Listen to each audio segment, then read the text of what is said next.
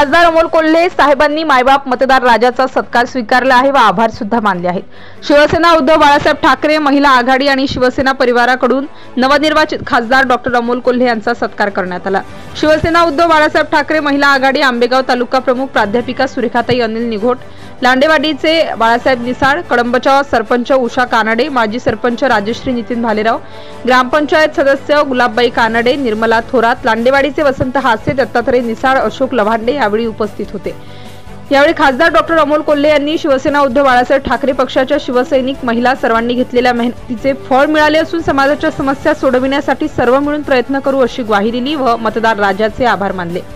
यावेळी जुन्नर, आंबेगाव, खेड, शिरूर, हडपसर, भोसरी सर्वत्र ठिकाणाहून असंख्य कार्यकर्ते व डॉक्टर अमोल कोल्हे मित्र परिवार तसेच अनेक मतदार व विविध मित्र पक्षांचे पदाधिकारी सत्कार करण्यासाठी नारायणगाव येथील कोल्हेमळा येथील डॉक्टर अमोल रामसिंग कोल्हे या कार्यालयात आले होते। चला तर मग पाहूया काही या सत्काराचे क्षणचित्र। नारायणगावहून तेज तुफान न्यूज करिता आयुब शेख, मुख्य संपादक। Subscribe now and press the bell icon. Never miss an update.